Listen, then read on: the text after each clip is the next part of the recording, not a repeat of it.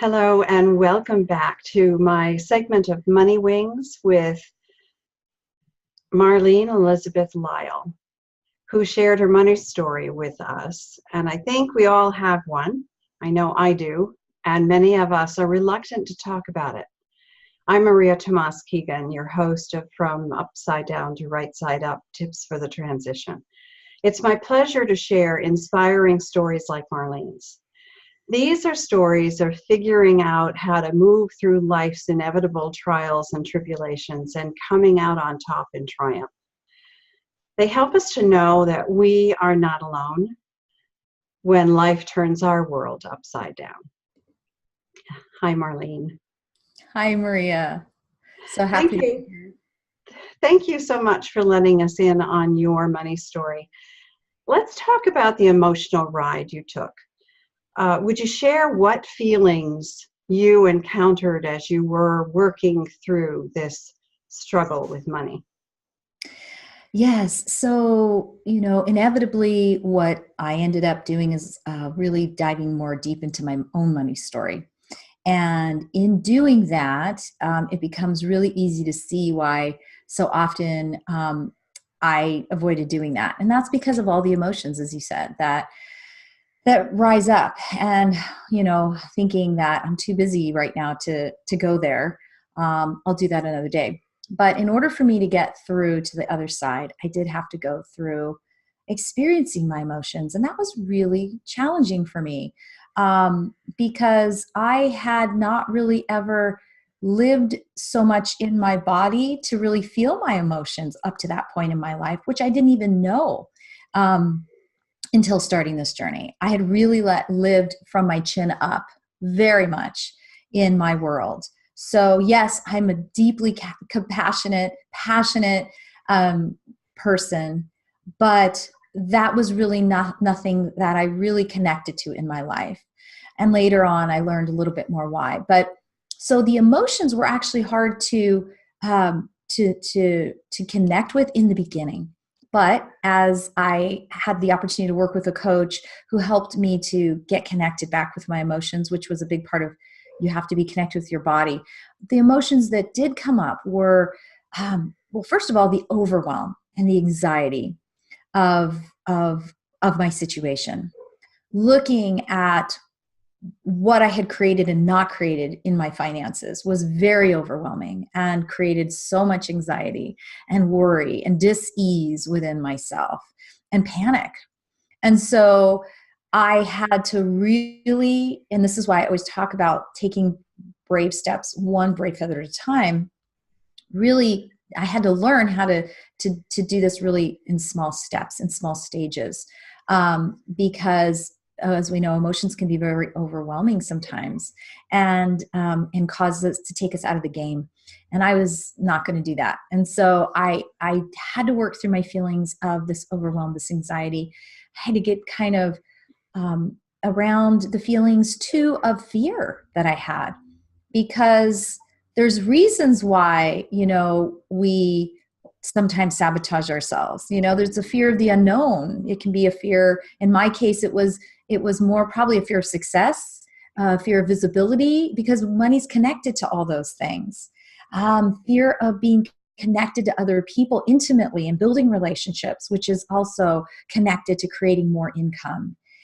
These are all things, vulnerability. That's scary stuff for someone that was me back then, The other feelings too that came up were anger, very much, a lot of anger at myself, anger at, and it kind of just anger that I was in this situation, and also I would say, and this is the biggie, is shame, because, the shame, feeling just so ashamed of what I did and didn't do, feeling ashamed of kind of dragging myself through the financial mud, so to speak. And that's how it felt in my body. And it's just, and not really wanting to look at that, And then because of all these emotions, of course, there's the sense of that I felt of isolation then, because who wants to share all that?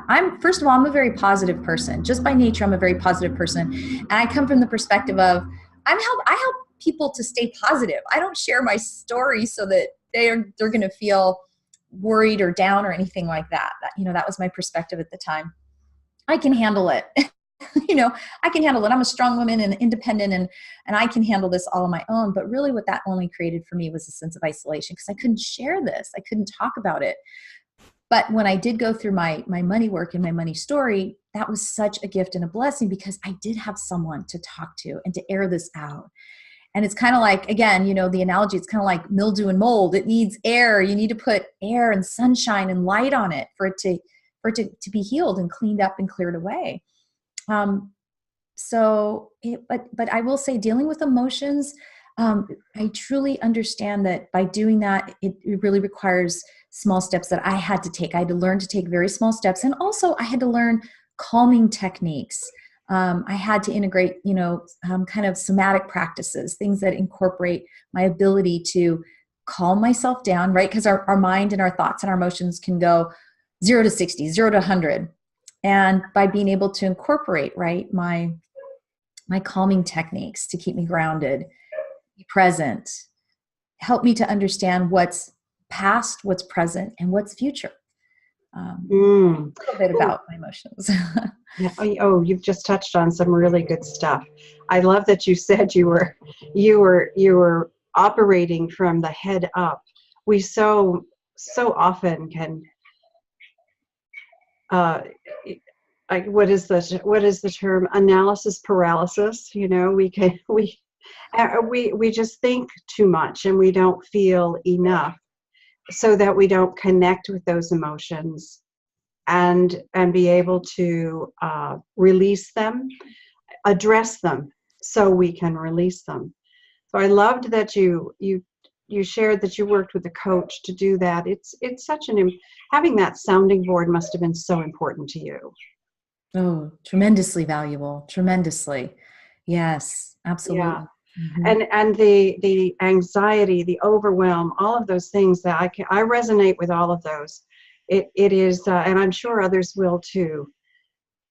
When there is a lot of baggage, I think, in a lot of people around money, around the beliefs that we were raised with. You touched on one in the last episode, in the last segment, that money is at the root of all evil, right?